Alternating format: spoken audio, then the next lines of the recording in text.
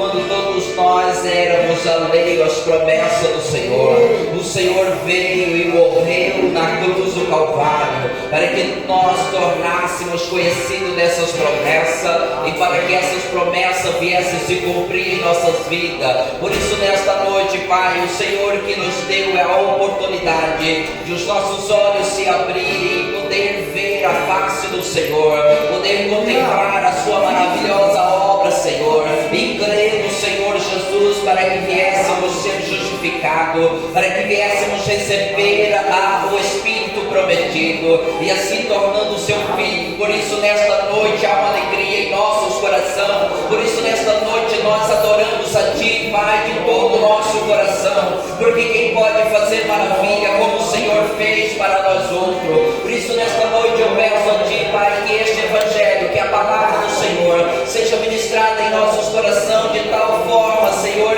que o poder do Evangelho flui poderosamente, e assim as nossas vidas são tocadas, são transformadas, são mudadas. Pessoas nesta noite, Pai, que talvez estejam debaixo de dúvida, de condenação, mas nesta noite o Evangelho do Senhor bate neste coração, meu Senhor, e restaura nesta noite, e traz a certeza da justiça do Senhor. Mostra, Pai, nesta noite o quanto o seu coração é perdoador, o quanto o seu coração é bom para perdoar, o quanto o Senhor é tardo para irar e é compassivo para conosco, Pai. Nesta noite nós apresentamos a Ti todas as nossas fraquezas, para que o Espírito do Senhor e o Teu poder seja aperfeiçoado em todas essas fraquezas, e assim nesta noite, ao termo deste culto, todos nós possamos sair daqui dizendo: quando eu estou fraco, é aí que eu estou forte, porque é na fraqueza que o Senhor aperfeiçoa o Teu poder. Então nesta noite, Pai, que a presença do Senhor seja sobre a vida de cada pessoa neste lugar, na casa, na família desta pessoa, Pai. Dê direção para nós outros nesta noite por meio da Sua palavra, e nos conduz, Senhor, a segurança do Evangelho por meio do Teu Espírito, em nome de Jesus. Amém? Glória a Deus. Aleluia. Podem se sentar em nome de Jesus. Glória a Deus. Aleluia. Uma boa noite em nome do Senhor Jesus, e a paz maravilhosa e gloriosa do Senhor Jesus nesta noite possa superabundar o coração de cada um que está presente nesta noite. Amém? Glória a Deus. Estamos muito felizes, sempre, né? Somos felizes, mas principalmente quando nós nos reunimos como corpo de Cristo, como membro do seu corpo. Então todos nós juntos, como juntas, né, bem ajustada, então todos nós recebendo o nutriente, o calor deste corpo, nós ficamos ainda mais felizes. Amém? Glória a Deus. Quando todos nós desfrutamos da liberdade que o dono do corpo nos libertou. Glória a Deus. Você já imaginou, já pensou, parou para pensar que quando nós, até mesmo deitado, dormindo, né, nosso corpo em repouso, silêncio, nós deitamos debaixo de um dos nossos, ou em cima de um dos nossos membros, seja ele o nosso braço, alguma coisa assim, quando a gente acorda, a gente está mal, né? Ele está sem circulação. Então por quê? Porque ele está preso, mesmo ele fazendo parte desse corpo, ele está preso ali, né? Mas quando sai de cima ali, que seja liberto aquele membro, então ele volta a funcionar perfeitamente, o corpo recebe e diz: agora está tudo bem. Amém? Se estava dormindo, foi acordado e diz: pode voltar a dormir que está tudo certo. Amém? Glória a Deus. Assim é o Senhor Jesus, quando Ele disse: vinde a mim a todos que estáis cansados e sobrecarregados, que eu vos aliviarei. Amém? Glória a Deus. Aleluia. Um texto para a nossa meditação, ele é um pouco longo, né? Glória a Deus. Livro de Atos dos Apóstolos, capítulo de número 13, o versículo de número 32 a seguir. Amém? Glória a Deus. Glória a Deus. Aleluia. Aleluia. Eu imagino que todos nós gostamos de ouvir, né? Bons pregadores, ouvimos todos, mas a gente gosta de ouvir bons pregadores. Quando se anuncia que tal pregador vem em tal lugar, né, haja uma aglomeração de pessoas naquele lugar. Amém? Amém. Imagine nós, se a gente também pudesse, né, ouvir o apóstolo Paulo pregar? Seria maravilhoso, né? Todos nós iríamos para ver o grande apóstolo Paulo pregar o Evangelho, pregar as boas novas da salvação, afluiria com certeza para aquele local, grande multidão. E exatamente o capítulo 13 de Atos dos Apóstolos, né? Ele é uma parte da pregação de Paulo, né? Começa o versículo 16, é Paulo pregando, é Paulo expondo o Evangelho, amém? E hoje nós vamos ver como ele expunha o Evangelho e como falava poderosamente, né? Através do Espírito Santo, o Evangelho de Cristo Jesus, amém? Sempre anunciando as boas novas. A Bíblia diz que como é feliz, suave os pés dos que anuncia as boas novas. As boas novas. O que é boas novas? Já fala por si só o nome, né? Coisas novas, coisas boas.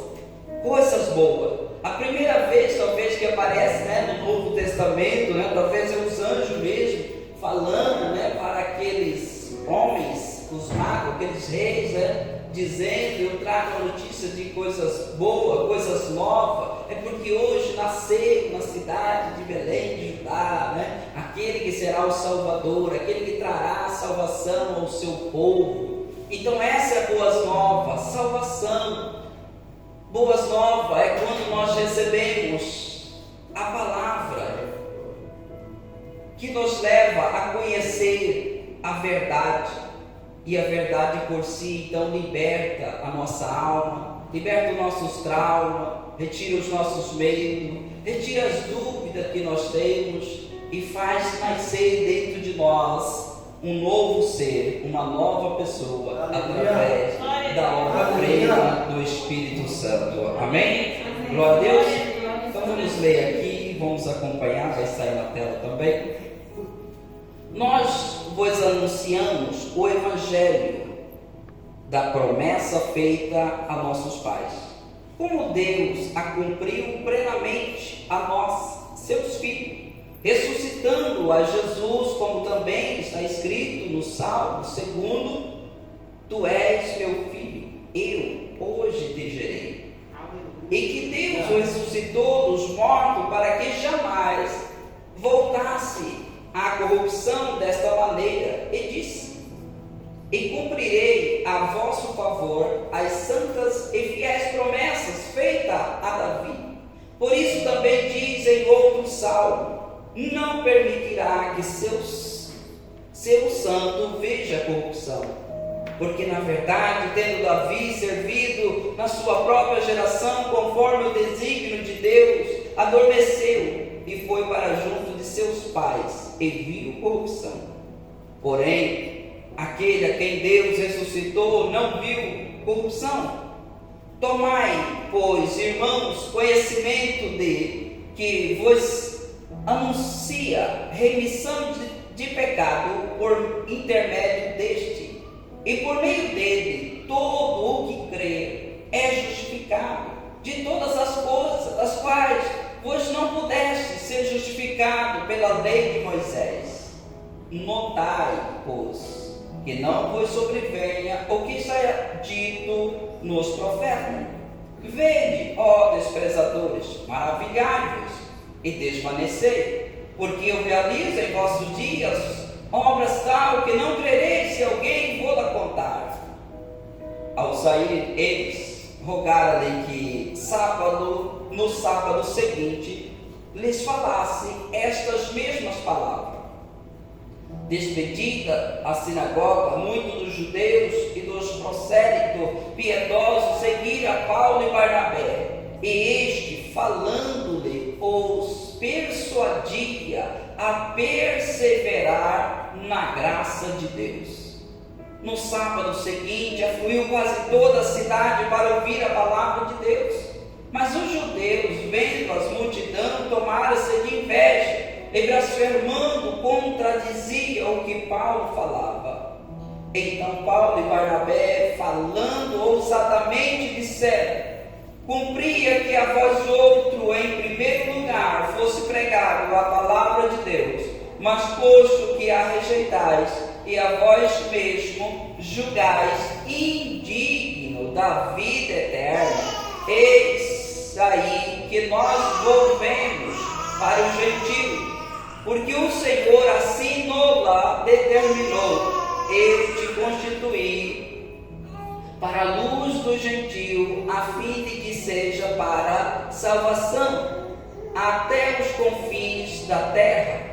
Os gentios, ouvindo isso, regozijava-se e glorificava a palavra do Senhor, e crera todos os que havia destinado para a vida eterna, e divulgava-se a palavra do Senhor por toda aquela região.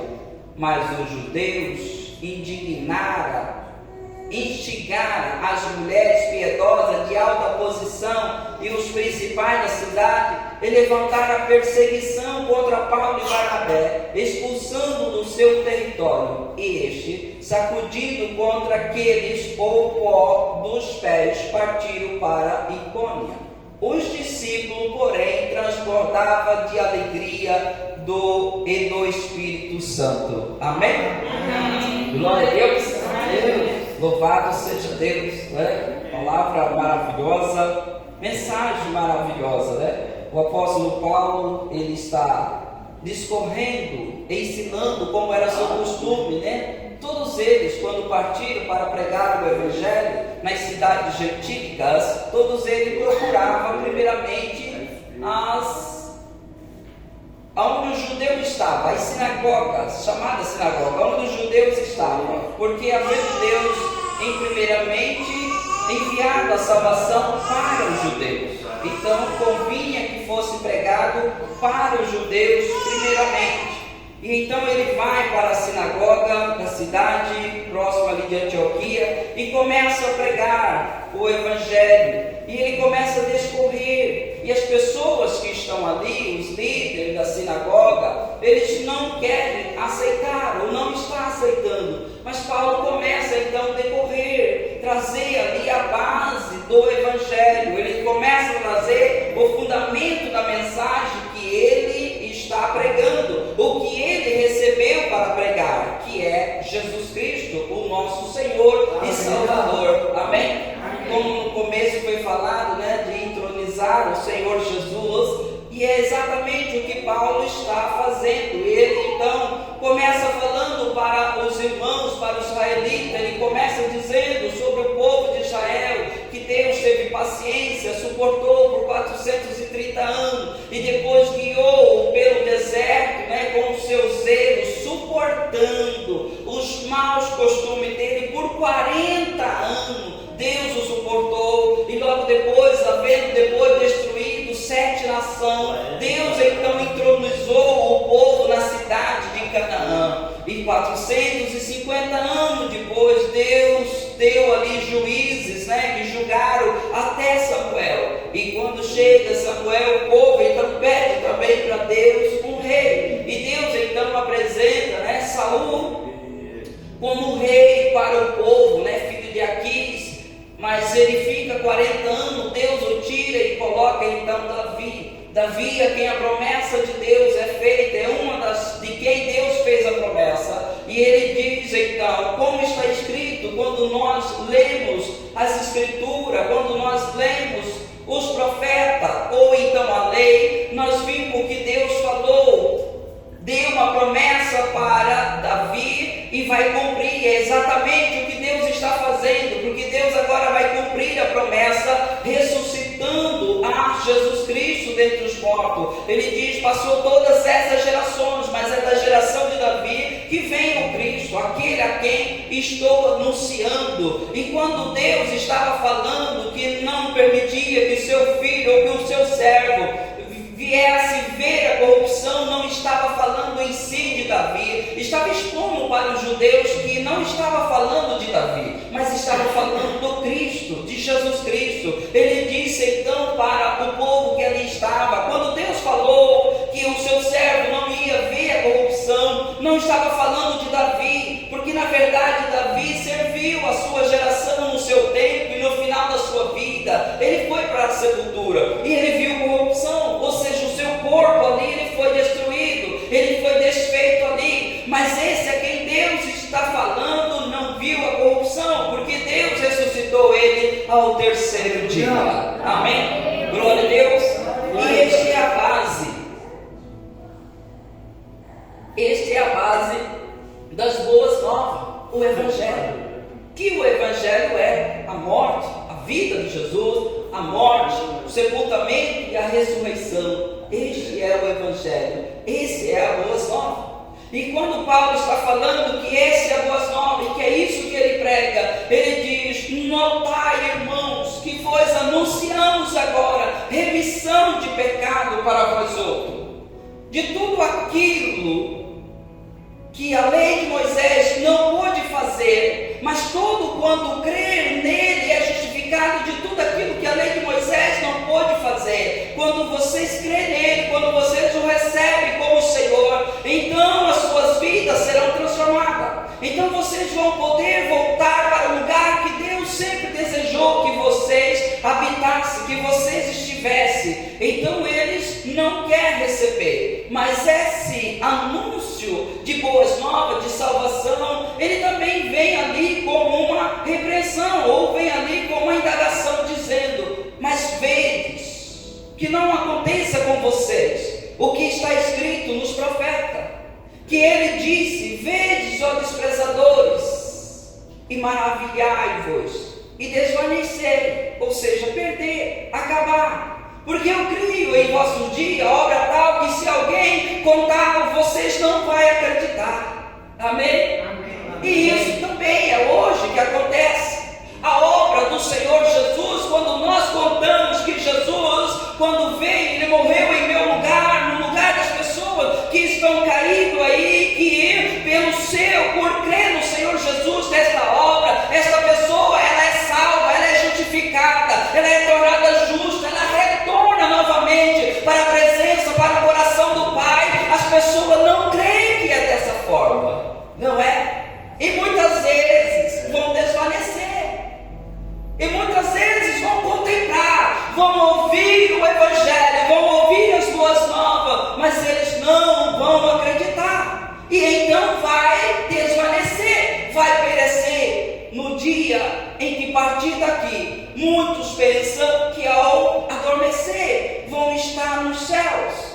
E não vai. Mas aqueles que aceitaram, que entregaram a vida ao Senhor, que creram na obra plena do Senhor Jesus, no Evangelho, esse em si tem a vida eterna. Aleluia. Amém? Glória a Deus. Aleluia.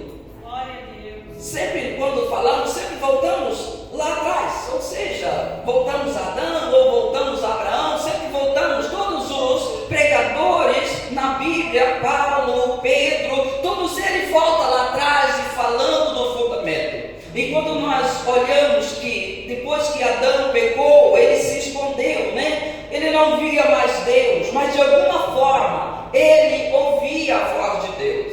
Mas quando o tempo passou, quando este povo é tirado lá da terra do Egito, depois dos seus 430 anos, quando Deus então agora quer se revelar a eles no Monte Sinai, aonde se revelou a Moisés, onde Moisés olhou e viu a sarça queimando ali, onde ele teve um encontro com Deus, onde ele ouviu a voz de Deus dizendo: não tema, eu sou o Deus de teus pais, eu sou o Deus de Abraão, eu sou o Deus de Isaac, eu sou o Deus de Jacó, o Deus de teu pai, não temas. Então quando Moisés é direcionado por Deus, dirigido para levar o povo ali, o povo ficou tanto tempo com medo de Deus, que agora eles não querem, têm medo até da voz de Deus. Quando Deus então bradou e falou naquele monte, o povo disse: não, Moisés, não fala com Deus conosco, fala você com Deus, e tudo que ele pedir nós vamos fazer. Amém? Eles tinham medo da voz de Deus, eles tinham medo da voz de Deus. Mas agora, quando anunciamos o Evangelho, a obra plena do Senhor Jesus, quando nós cremos no Senhor, quando nós somos direcionados pelo Espírito Santo para crer no Senhor Jesus e para ser salvo, este medo de Deus, ele sai de nossos corações. Porque o medo medo não tem nada a ver com a vida nova que temos. O medo tem a ver com a queda. Todos, quando caiu Adão, ele teve medo. Quando todos que estão longe do Senhor têm medo. Os cristãos que estão em Cristo Jesus não podem ter medo de Deus. Amém? Amém. Não pode ter medo. Tem que ter confiança. Tem que ter ousadia. Tem que chegar no altar de Deus com ousadia, com confiança, purificar o seu coração por meio do sangue, sabendo da obra plena, entrando diante da presença do Senhor com ousadia e não com medo mais. Amém? Porque o medo não faz parte da nova natureza, da nova aliança, não faz parte. A Bíblia diz, ou até o apóstolo João, na sua primeira epístola, capítulo 4, versículo 16, 17, 18 ali, ele vai dizendo que o amor lança fora todo medo, e que aquele que está com medo não está perfeito no amor, porque o amor lança fora todo o medo, porque o medo tem uma expressão de juízo ou de condenação, mas os filhos de Deus têm que viver uma vida sabendo que eles são filhos de Deus. Amém? E que nenhum pai quer matar o seu filho, não é? Nenhum pai. Por mais que o seu filho ande por onde ele andar, aonde ele estiver, longe daquilo que você idealizou para ele, mas quando ele volta e ele diz: Pai, eu preciso do Senhor, você estende as mãos, nós estendemos as mãos, não é? Se alguém teve experiência com o seu filho, experiência ruim, mas quando o seu filho clama por você, você estende as mãos, porque você é um pai, e você é mau, eu sou mau, nós somos maus, nós somos inclinados a errar, só não vivemos no erro na prática, porque o Espírito de Deus está dentro de nós e dizendo: essa não é a sua vida, não faz parte de você. Se não fosse o Espírito de Deus, nós estávamos inclinados a viver a carne, a viver o pecado, a viver como a vivia antes, ou como vivem os demais que ainda não têm o conhecimento ou não receberam essa graciosidade de Deus, não é? Mas quando os filhos clamam, o Pai estende as mãos, e assim é Deus. Amém. Assim é Deus. Amém? Amém? Então não podemos ter medo do Senhor. Então Paulo vai dizer a eles que anuncia para eles remissão de pecado, por intermédio de Jesus Cristo.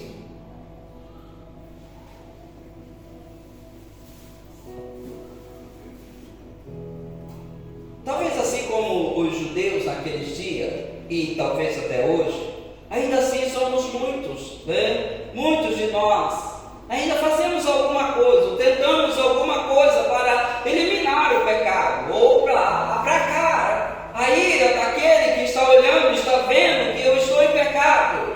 Sempre, talvez a gente corre, até mesmo nós que tivemos os nossos olhos abertos, aqueles que estão em Cristo, muitas vezes quando eles erram, eles são tentados, a primeira coisa deles é compensar, fazer alguma coisa, até que o Espírito vem e diz para ele: não é por aquilo que ele está fazendo, mas é por aquilo que ele está crendo, que ele está voltando para onde ele estava no começo, no centro da vontade de Deus. Amém?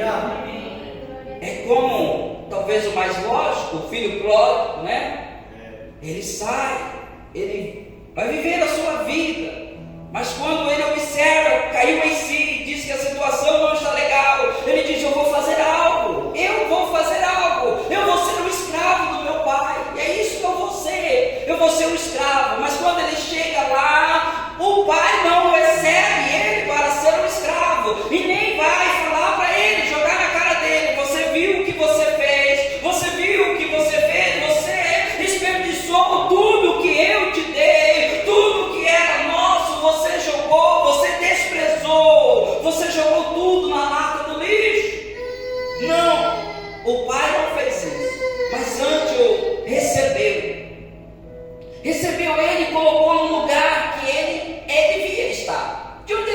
deveria ter saído. Esta é a verdade.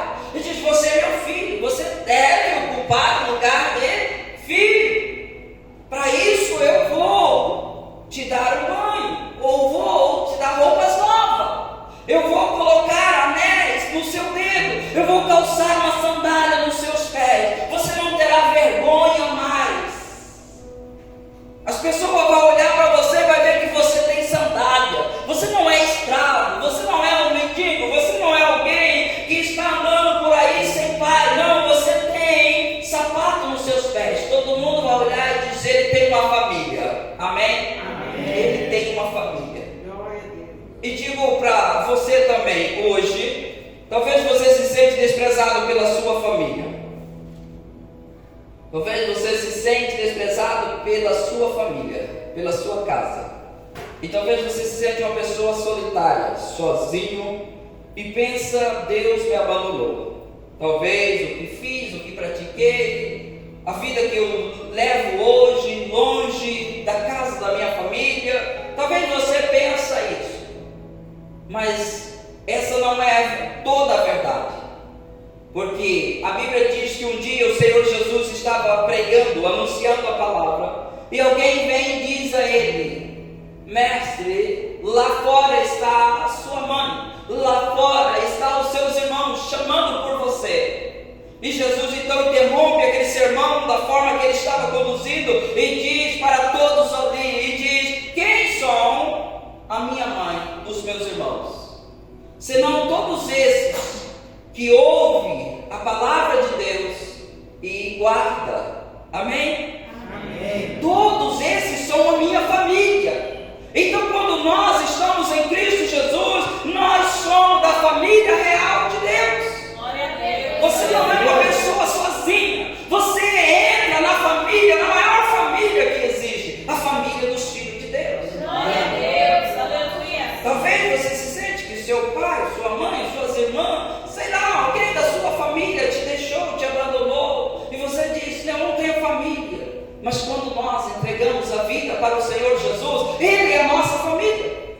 Glória a Deus. Ele é a nossa família. Ele é a nossa família. Os irmãos, todos os outros que estão na presença do Senhor, é a sua família.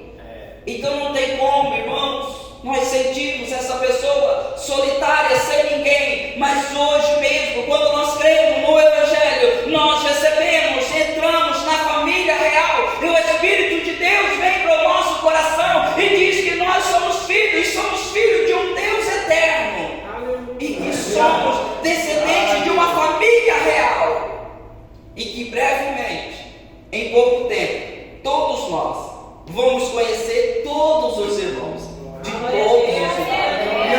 todas as nações, povos, línguas, e então todos nós juntos vamos celebrar, agradecer a esse que nos deu tantas mães, tantos pais, tantos irmãos. É o que Jesus respondeu para quem perguntou para ele sobre a questão de deixar uma coisa ou não. Jesus disse: quem deixa tudo por mim vai ganhar 100 vezes mais pais, mais mãe, mais irmão, mais irmãs. Você terá mais parentes ainda, porque você entra de fato na família real. Amém? Então, às vezes, se você se sente abandonado pela sua família, quando você crê no Senhor Jesus, você entra para essa família real. Ele é o seu irmão, Ele é o seu irmão, Ele é o seu pai, Ele é aquele que te ajuda. Amém? Então, Paulo diz para os irmãos: é por meio dele, todo o que crê é justificado de tudo aquilo pela qual a lei de Moisés não pôde fazer. Por que a lei de Moisés não pôde fazer? Porque a lei de Moisés, ou a lei de Deus, não pôde dar a nós uma nova natureza. Não pôde dar. Não pôde. Ela trabalhou externamente. Ela trabalhou nos nossos hábitos, naquilo que nós deveríamos ou não deveríamos fazer. E todas as vezes que nós errávamos,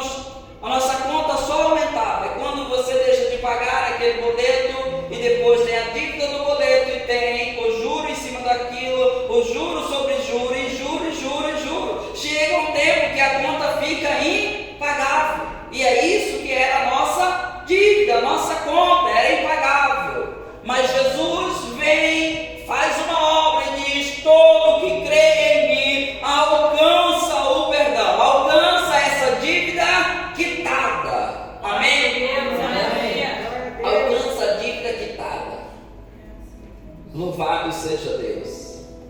Então a lei de Moisés opôs de dar uma nova natureza para nós, e então nós não podíamos receber o espírito de filiação, não poderíamos ser filho de Deus, não poderia. Mas agora todos quanto recebem a Jesus Cristo, recebe o poder do Espírito para ser filho. Ser filho tem que nascer de tal pessoa, ter o gênio daquela pessoa, ou ter as características e ter ali o DNA daquele pai, daquela mãe. Então nós nascemos de Deus, nascemos do Espírito, nascemos da palavra. Agora o Espírito Santo habita em nós e agora nós somos filhos de Deus. Glória a Deus.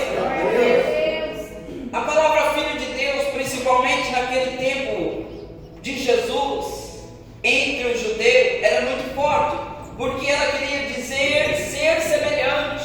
Ser semelhante. Falar filho de Deus, Deus é o meu Pai, estava dizendo: eu sou semelhante a Deus. E o judeu então pega pedra para tirar o Senhor Jesus, porque ele está blasfemando, ele está dizendo que ele é como Deus. E é isso que hoje sucede. Nós somos igual a Deus, nós somos seu filho, nós temos a natureza de seu filho dentro de nós, nós temos a natureza de Deus dentro de nós. Amém? Amém. Glória a Deus. Há uma passagem que diz que quando o Espírito Santo vier, ele convencerá o homem do pecado, da justiça e do juízo.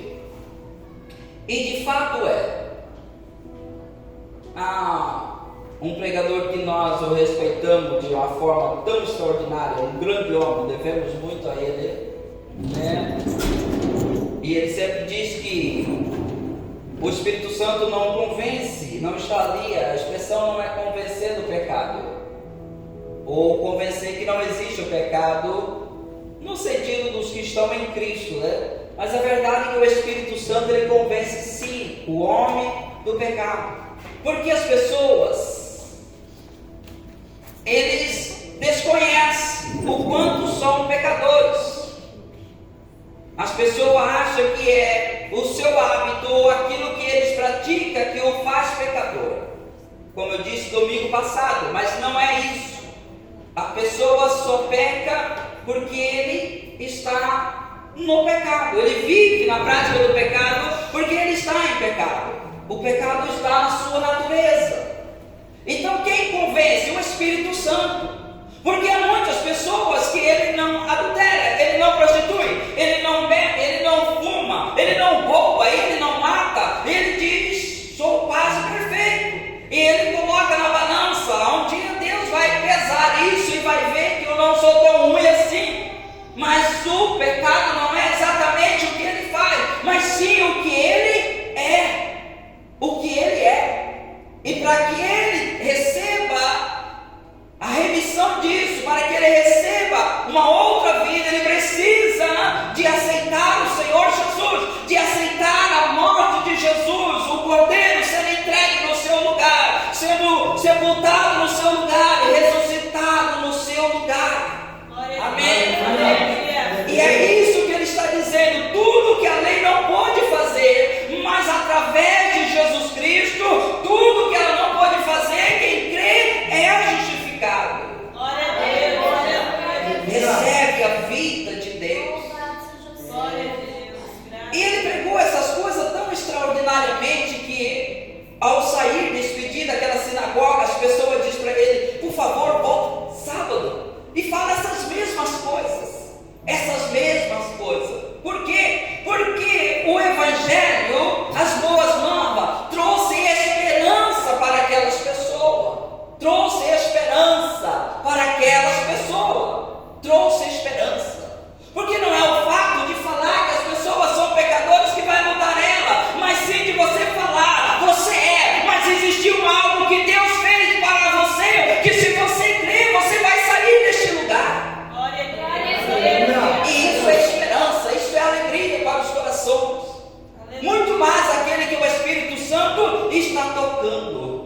tocando, está falando. Então, ao ele sair, as pessoas dizem: volta sábado que vem e fala essas mesmas coisas, toca nesse assunto, decorre sobre esse assunto, fala para nós mais sobre isso.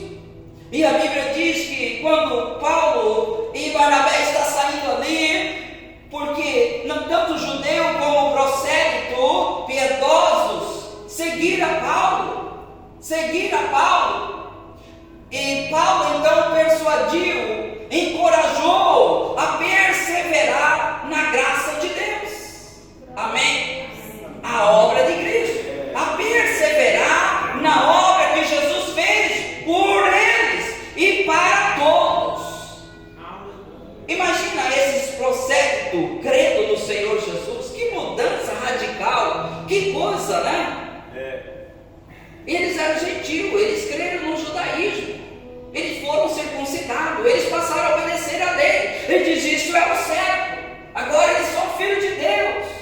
Naquele tempo eu pensava que era, mas agora vem o Evangelho e diz que é pela obra de Cristo, e eles então retornam de lá, saem do judaísmo e agora creem no Evangelho. E ainda diz: sábado que vem, por favor, fala mais sobre isso, decorre sobre o Evangelho, fala mais desta obra plena que Deus fez, porque nós estamos sentindo, essa coisa faz sentido, nós estamos sendo transformados, há algo que está nascendo dentro de nós, há algo que está acontecendo dentro de nós estamos sentindo a presença de Deus, nós estamos sentindo que estamos conectados com Ele, nós estamos sentindo que o véu foi rasgado, nós estamos sentindo que aproximamos dele e que Ele agora é por nós.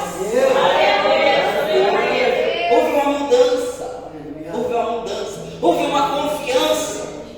Quando nós entendemos a graça de Deus, recebamos e entendemos, nós andamos com essa confiança. Amém? E no sábado seguinte a Bíblia diz que afluiu para lá quase toda a cidade para ouvir as boas novas. Quanto isso foi impactante, como essa mensagem foi impactante, como Paulo e Barnabé devam ter falado ousadamente, de forma maravilhosa, como o Espírito Santo trabalhou os corações, que tantas pessoas fluíram para lá. Mas quando os judeus viram que muita multidão estava indo e que havia uma coisa diferente, havia mudado, porque nos dias não tinha ninguém, mas agora está vindo muita gente e não está mais olhando para a lei de Moisés ou para aquilo que estão lendo todos os sábados, não estão olhando para isso, mas estão olhando para uma nova doutrina, e uma doutrina que mostrou que decorre com as santas escrituras, que mostra que os profetas estavam certos quando escreveram sobre aquilo, e agora isso tudo faz sentido. Amém? E ele se levanta com raiva, com ira, e faz tanta coisa contra Barnabé e contra Paulo, né? E Paulo traz uma palavra aqui no versículo 46 que diz: então Barnabé e Paulo ousadamente disseram: cumpria que a vós outro, em primeiro lugar, fosse pregada a palavra de Deus, mas posto que a rejeitais e a vós mesmos julgai indigno da vida eterna, eis aí que nós volvemos ou vamos para os gentios. Amém? Amém. Como eu disse na semana passada, né, quando eu falava para as pessoas: você é salvo? Ele diz: não, como vamos ser salvos? Como vamos falar sobre isso? Como vamos falar que temos vida eterna? Como vamos falar que somos justos? Nós que estamos em Cristo somos justos, nós somos pecadores.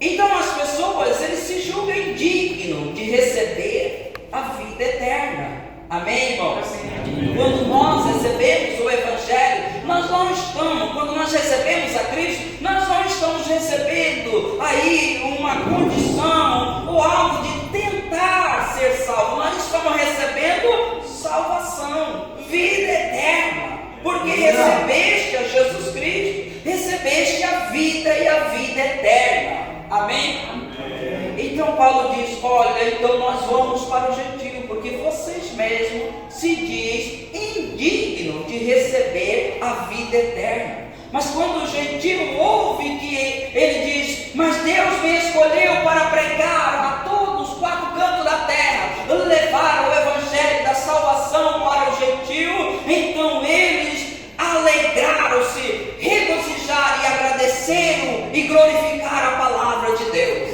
Amém? Glorificaram a palavra de Deus, o evangelho que tem o poder para a salvação. Amém? Glória a Deus. Aleluia. Louvado seja Deus. E a Bíblia diz que naqueles dias Deus salvou todos que estavam destinados para a salvação. Para a salvação. Mostrando que a salvação é o momento que nós cremos, o momento que nós recebemos o Evangelho, cremos em Jesus Cristo. Então neste momento nós temos o encontro com o Senhor, temos o encontro com a vida eterna, a vida de Deus. Amém, irmãos? Glória a Deus. Então esse é motivo de vivermos alegres, motivo de estarmos alegres. E quando nós recebemos essa vida, recebemos essa alegria, como diz aqui o versículo 57, os discípulos porém transbordavam de alegria e do Espírito Santo. Amém? Alegria e do Espírito Santo. Como que o Espírito Santo veio? Veio porque eles creram que eles seriam e foram purificados. Veio porque eles creram que eles foram perdoados. Veio porque eles creram no Evangelho que era a remissão de pecado para eles. Quando eles creram, então o Espírito Santo veio sobre eles. Assim como veio em Atos dos Apóstolos, mesmo no capítulo 10, acho que é o versículo 42 e 43, quando diz que Pedro está pregando o Evangelho. Ele chega na casa de Cornélio e diz: você me chamou para quê? Ele diz: eu estava orando. E Deus disse: chama Pedro, que ele tem a palavra. E Pedro não sabe o que vai falar. Então ele tem a indução de que Deus quer agora que ele pregue o Evangelho. E ele começa a falar a esse Jesus Cristo que foi morto, mas Deus o ressuscitou. E ele nos mandou que pregasse remissão de pecado. E a Bíblia diz: de tanto ele falando essas coisas, caiu o Espírito Santo. A expressão é: caiu o Espírito Santo sobre eles, e eles receberam do mesmo dom que nós recebemos no começo. Então naquela noite, naqueles dias, foram batizados toda aquela casa. Amém? Glória a Deus. O Evangelho, o poder de Deus para a salvação. Glória a Deus. Aleluia. Louvado seja Deus. Vamos se colocar de pé em nome do Senhor Jesus. Glória a Deus. Devemos viver de forma que agradamos a Deus, e nesta vida apresentar não só o nosso espírito, não só o nosso interior, mas apresentar até mesmo os nossos membros externos para Deus como instrumento de justiça, para que Ele possa usá-lo de forma poderosa e maravilhosa.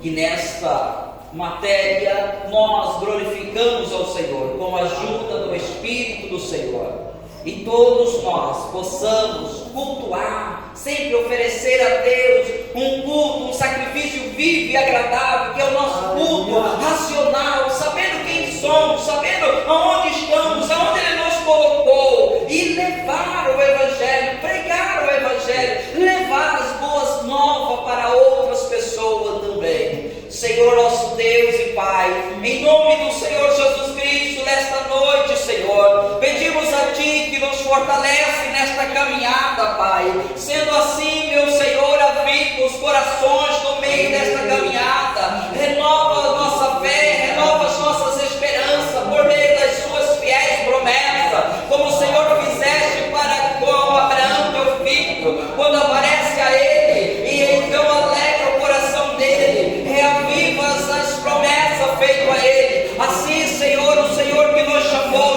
cada uma dessas pessoas para estar na Sua presença, para estar no Senhor. Nesta noite, Pai, torna visível o coração desta pessoa, torna real o coração de cada um, Senhor, a obra-prima do Senhor Jesus na vida dessas pessoas. Pessoas, meu Deus, que se sentem de alguma forma desligadas, mas nesta noite, Senhor, que o sangue do Senhor Jesus Cristo venha sobre ele agora. Pai, nós temos a certeza dos pecados perdoados, porque a Sua palavra diz que Ele é fiel para perdoar, que Ele é fiel para purificar. Meu Deus, esta noite, em nome de Jesus Cristo, passa, Pai, de Teu sangue nesta noite sobre mente, sobre coração.